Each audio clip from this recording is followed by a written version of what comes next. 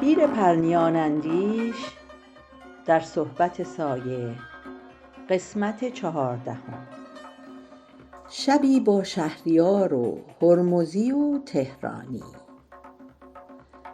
استاد، نظرتون درباره آقای هرمزی چیه؟ هرمزی نوازنده خیلی خوب و استادی بود. کلمه استاد را با تأکید میگوید. در ستار با صبا قابل مقایسه بود؟ نه اصلاً. میدونین هرمزی تو خونه من ساز زده و من ضبط کردم و بیشتر سازی که امروز از هرمزی هست و شنیده میشه همینه که من ضبط کردم. سایه از جایش بلند میشود و سلانه سلانه به سمت نوارهایش میرود و یک حلقه نوار را بر می‌دارد و میآید. تا نوار را آماده کند 1-2 سوال دیگر میپرسم. اون روز اولین باری بوده که هرمزی رو میدیدید؟ بله، ولی هرمزی دوست شهریار بوده. شهریار هرمزی رو از کجا میشناخت؟ اوه، شهریار با همه اینا دوست بود. نوار با صدای شهریار شروع می شود. شنونده عزیز، امشب شب 3 مهر ماه 1346 تهران. در دولت منزل جناب آقای هوشنگ ابتهاج، آقای سایه، جمعی از شعرا و هنرمندان تشریف دارد.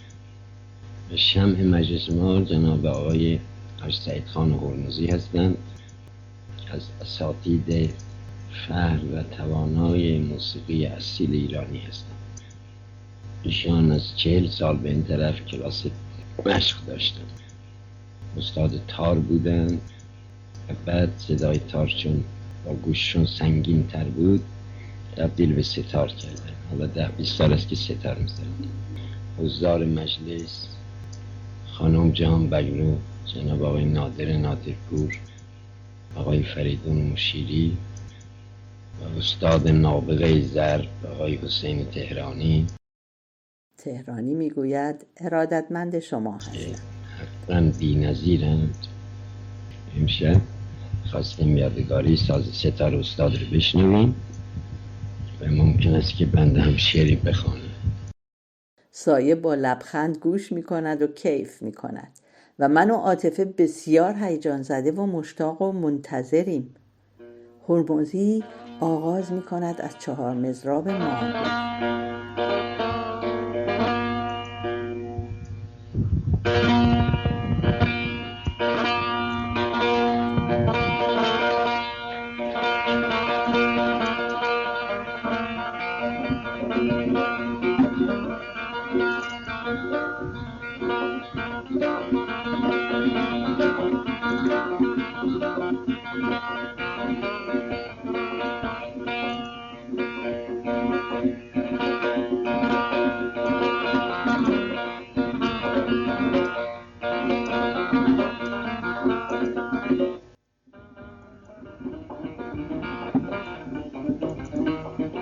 این 4 مضراب ساخته درویش خان بوده و صبا تدوین کرده. کمی که می‌گذرد ضرب رو گوش می‌کنید، می‌بینید چقدر به تناسب ساز نرم و مناسبه، برخلاف دیگران که چنان شلوغ می‌کنند که ساز رو نمی‌شنوید.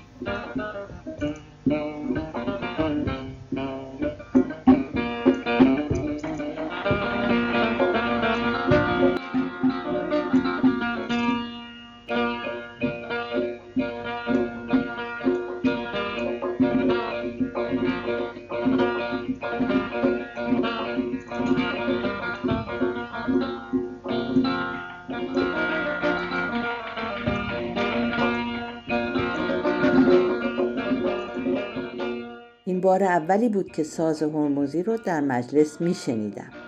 یه مقدار از این ساز رو بردم رادیو و تو گلچین هفته استفاده کردم. شهریار شعری را که در جشن هنر خوانده بود به آواز میخواند: مرا در بارگاه حافظ و سعدی چه میخوانی؟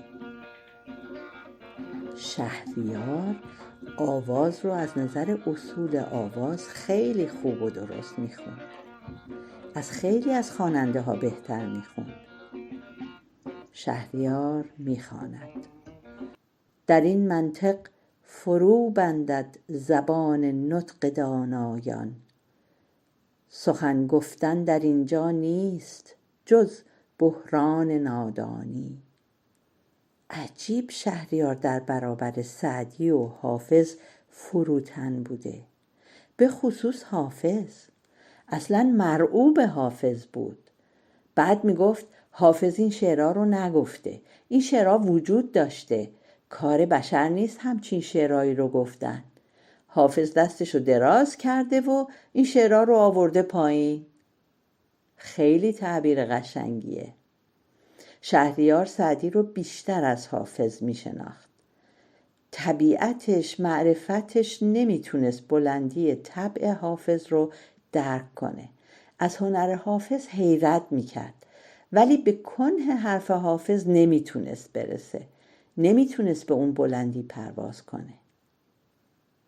سایه تأکید میکند که به تنبک تهرانی توجه کنیم و به اکسانهایی که درست همراه موزیکه.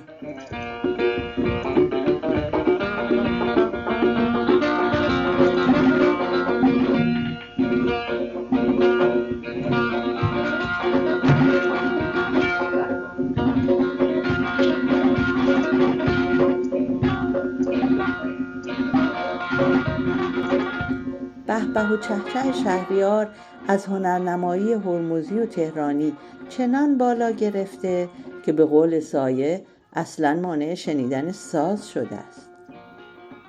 این ستار تمیز رو شما از هر کسی نمیشنوید. شهریار خودش ستار میزد. واسه همین خوب میدونه که هرمزی داره چی کار میکنه. این ناخونا رو به این سرعت به سیم زدن و این صدا رو در آوردن باور نکردنیه. استاد تهرانی هنگامه‌ای به پا کرده و سایه لذت مبسوطی میبرد. میپرسم استاد، حسین تهرانی ذوق شعری هم داشت؟ فراوون. نمیدونین چقدر شعر حفظ بود. شهریار یه شعر قشنگ برای حسین داره. چون سر کنی به زمزمه شور و نوا حسین، مجلس کنی به شور و نوا کربلا حسین. از ضرب جز ادا و اصولی نمانده بود، حق اصول ضرب تو کردی ادا حسین. این گرمی و لطافت و نرمی و پختگیست، در پنجه تو آیت لطف خدا حسین. فریاد کن ظلم و تعدی که گفته اند، آنجا که قصه زور است یا حسین. لیکن صفای عالم صنعت نگه دار، از جمله حق صحبت ساز صبا حسین. حق مسلمی است صبا را به موسیقی، جان تو و صبا که تو داری صفا حسین. باری دل گرفته ما نیز وا شود، روزی که مشت بیهنران گشت وا حسین. اینک به دست خط همایون شهریار، تسجیل می شود لقب مرحبا حسین. وقت سایه به خصوص از بیت آخر شهریار خوش شده و 2-3 باری آن را تکرار می کند. اینک به دست خط همایون شهریار، تسجیل می شود لقب مرحبا حسین. وقتی حسین ضرب می زد، از بس سرعت داشت دستش، فقط سایه ای از دستشو می دیدی. یه بار یه جازیست بزرگ آمریکایی، همیشه اسمشو فراموش میکنم، اومده بود تهران. این جازیست شهرت جهانی داشت. حسینو بردن پیش او که ساز بزنه. وقتی ساز حسینو شنید حیرت کرد و گفت من با این همه ابزار و امکانات نمیتونم چنین صدایی در بیارم. تو با یه دنبک چطوری این کارا رو میکنی؟ مثل بارون. این از اول میخوام شروع کنیم به شاگرد درس بدم، میشه این.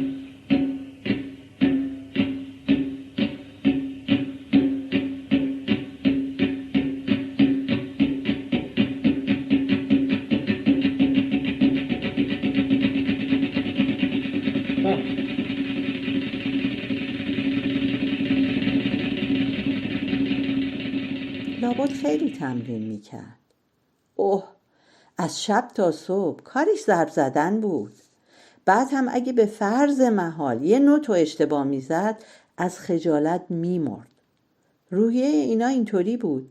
اینا جنمشون فرق داشت و به کارشون حرمت میذاشتن. هر کی اساتید قدیم داریم، مولاشون مرادشون حسین اسماعیل داده بود. تموم شد. من میرفتم پیش این، بعد میگفت که داش حسین، من میگفت داش حسین. خب داش حسین، هر چی ما 4 مترا و رنگ داریم، اینو یاد بگیر. تو دلت بگو بله و بله و بله دیگه، بله و بله و بله دیگه، بله و بله. این گفت هر 4 مترا بود با این بزن، این میشه 4 مترا.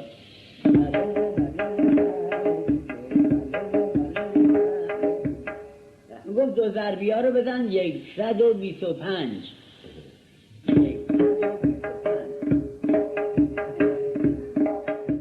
چند لحظه‌ای متفکرانه سکوت می‌کند.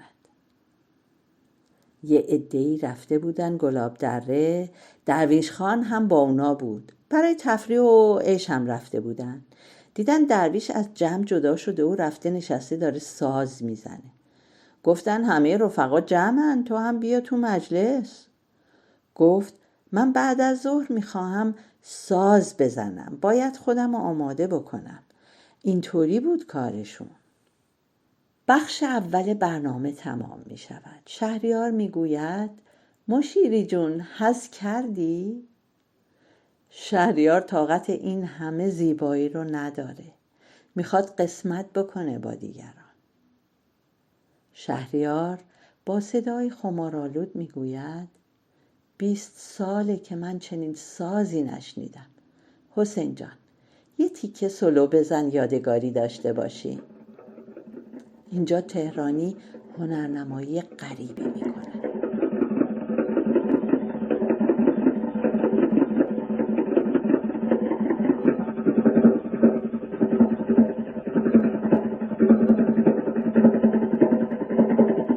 سایه هم با شهریار به به میگوید.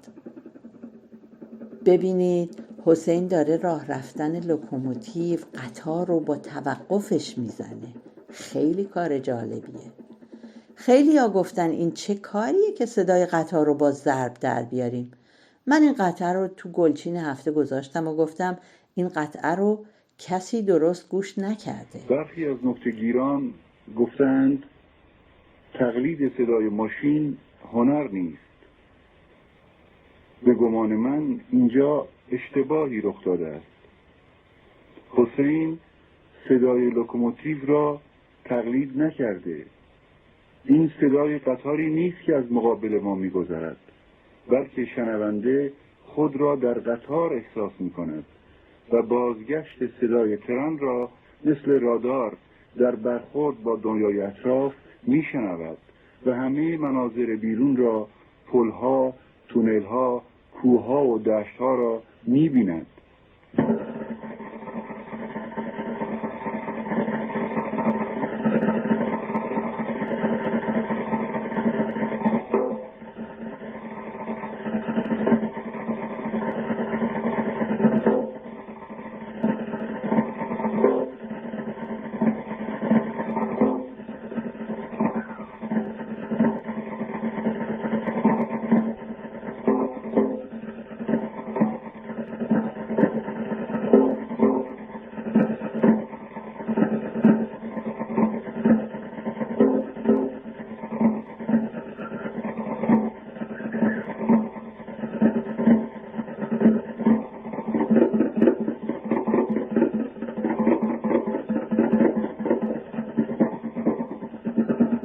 حسین با سازش این مسیر رو داره توصیف میکنه.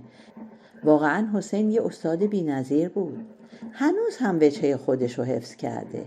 با همه ابداعاتی که در تنبک شده و با همه تنوعی که به وجود اومده، باز شیوه حسین ارزش و امتیاز خودش رو داره.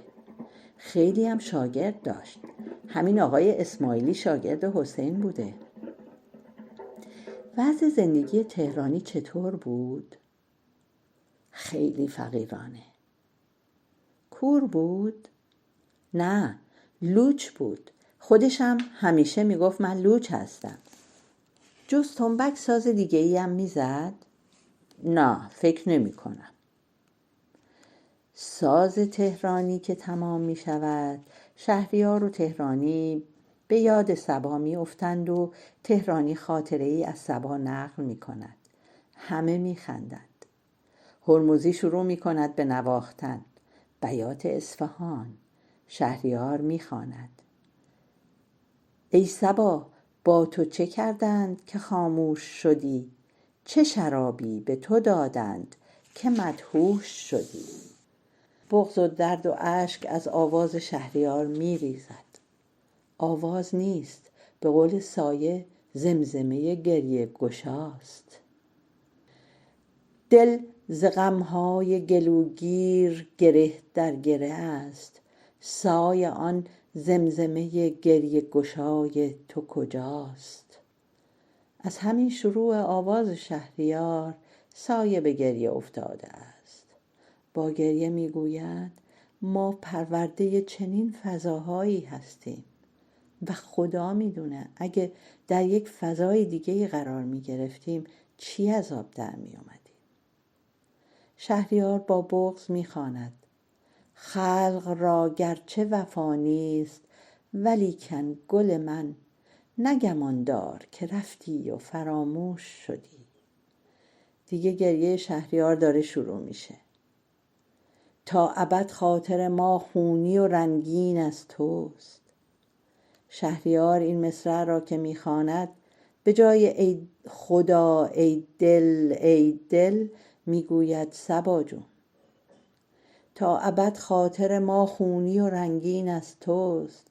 صبا جون تو هم آمیخته با خون سیاوش شدی. سایه لبخند زنان به گریه میافتد. واقعا نوار عجیبی است. نمیتونه بخونه. دیگه منقلب شده شهریار. 40-50 نفری که اونجا نشسته بودن متحیر بودن که این چه عشقیه که بین اینها بوده. شهریار با بغض میخواند: دوش در خواب شب دوش تو را میدیدم، وای بر من که تو هم خواب شب دوش شدی. این کیفیت و معنایی رو که تو همین ساز و آواز هست دیگه هیچ جا پیدا نمی کنی. حالا صدای درخشان هست و ساز هم خیلی خوب ضبط شده، ولی این کیفیت توش نیست، این عاطفه توش نیست. شعر هم همینطور شده، یا شعرها پرت و پلاست یا همش صنعته. این عاطفه توش نیست. خیلی شعرها خوبن ولی کاری با شما نمی کنن. فقط میگین چه خوب گفته، ولی مگه شعر برای اینه که بگن چه خوب گفته؟ سایه ساکت نشسته و به دیوار زل زده است. لابد این غزل را در چنین حالتی ساخته. گذاشتندم و رفتند همرهان قدیم، ز همرهان قدیمم همین غم است ندیم. در این خزان خبر سرو و گل چه میپرسی؟ خبر خرابی باغ است و بی کسی نسیم.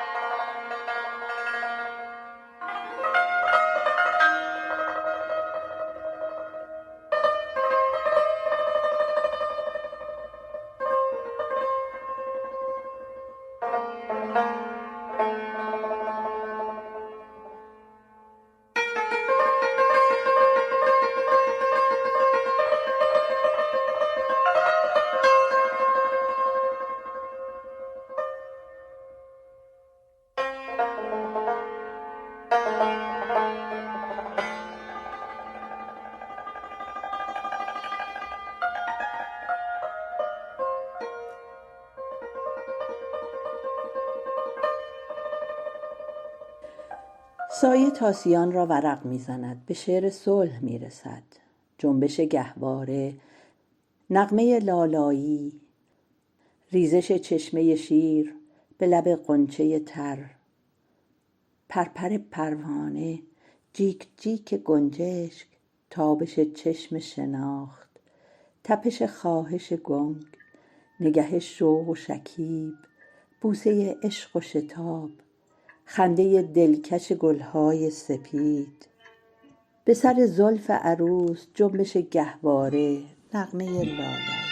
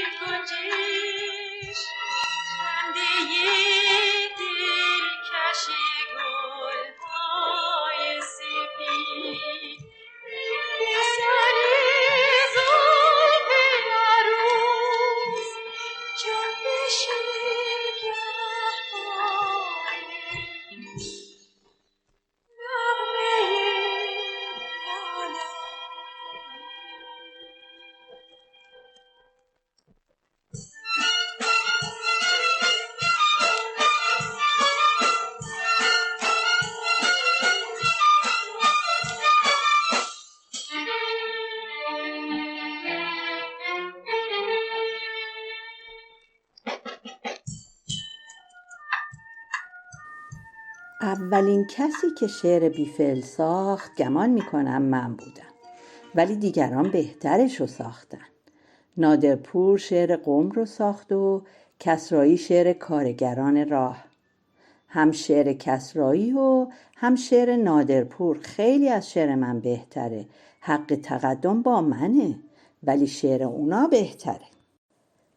ایراد شعر شما چیه؟ بی خودی درازه، باید کوتاه‌تر بود. تداوم و استمرار زندگی با همین 4 سطر هم نشون داده میشد. جنبش گهواره، نغمه لالایی، نغمه لالایی، جنبش گهواره.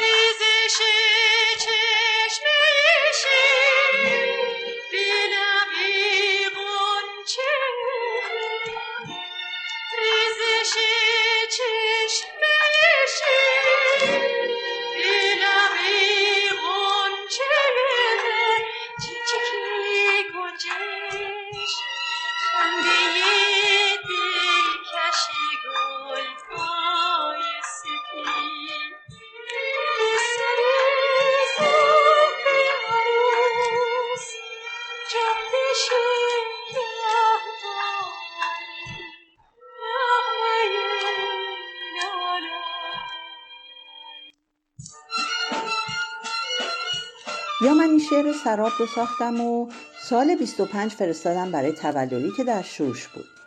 چند ماه بعدش اون شعر ناآشنا پرست رو ساخت. اگه نمره شعر تولدی 100 باشه مال من 2، ولی فکر شعر مال منه. شعر من خشک و ضعیفه. ناآشنا پرست شعر خوبیه؟ بله، جزو بهترین شعرهای تولدی و از شعرهای خیلی خوب معاصره. در سنگلاخ تیره و تاریک زندگی، در این درشتناک بیابان پرهراس، می آیدم هماره ز سوی نهان به گوش، آوای آشنای یکی یار ناشناس. آوای دلربای زنی چون تنین جام، که از ژرفنای شام می خواهدم مدام. می خواندم به نام، می جویدم به کام و نمی یابمش به کام. عاطفه با تعجب می پرسد استاد شما چقدر راحت از شعر خودتون انتقاد می کنید؟ سایه با هیجان و با لحنی صمیمی می گوید باور کنید عاطفه خانم، این به خاطر احترام سرشتی من به هنر و شعر و موسیقیه. همیشه برخورد من با شعر عاشقانه بوده. به همه چیزایی که برای من ارزش داره قسم که حتی یک بار پیش نیومده حسد که هیچ حسرت ببرم که چرا دیگری اون شعر قشنگو ساخته و من نساختم.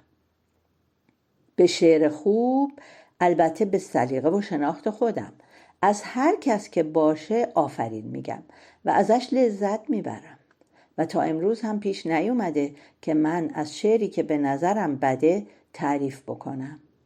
حتی اکثر سکوت میکنم. این به خاطر احترامیه که همیشه به شعر میکنم. اگه به شعر بد بگم خوبه، تکلیف اون شعر خوب چی میشه؟ به سعدی و حافظم همینطور نگاه میکنم. مرعوب نمیشم. دیدین که بارها گفتم اینجای شعر حافظ پرت و پلاه. نظر خودم رو گفتم، ممکنم هست نظرم درست نباشه، ولی برده دربست این بزرگان نیستم. من چرا اینقدر حافظ رو دوست دارم؟ حافظ که پسرخاله من نیست. اونو به خاطر شعر دوست دارم دیگه. و اگه این نمونه شعر خوب خواجه حافظ شیرازی یه شعر بد داره، معناش این نیست که چون حافظ گفته پس این شعر بد هم خوبه.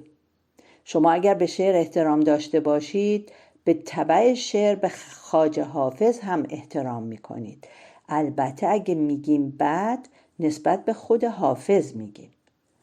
با دوستام هم همینطور بودم. همیشه شما بارها دیدین که من با چه تحسینی از شعر اخوان حرف میزنم.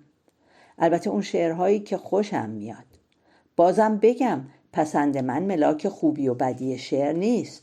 نمیشه گفت که آقای سایه فرمودن فلان شعر اخوان خوبه، خیلی قشنگه، شاهکاره، چه بسا پرت و پلا باشه و بالعکس. اما من فقط میتونم نظر خودم رو داشته باشم دیگه. حتی اگر نظر شما رو هم بپذیرم، اول نظر شما میاد، در مجموعه نظر من قاطی و حل میشه و بعد یه نظر تازه پیدا میکنم. در هر صورت این نظر منه. ولی تایید هنر اخوان و شهریار مانع از این نمیشه که من نگم اخوان اینطور بود. مانع از این نمیشه که بعضی از کارهای شهریار رو ریشخند بکنم. شما میدونین که من چقدر شهریار رو دوست دارم. من نمیتونم رفیق بازی کنم و در اموری که برام محترمه، مقدسه، مثل شعر و موسیقی، چوبش رو هم خوردم. نزدیکترین دوستام گاهی میرنجیدند از من، از جمله کسرایی. بارها کسرایی با من قهر کرد سر نقدی که در شعرش کردم. خیلی شدیدتر این حالت رو درباره خودم دارم. شاید فرق من با برخی از دوستانم اینه که من کج و کولگی‌های خودم رو هم میبینم. با خودم هم تعارف ندارم.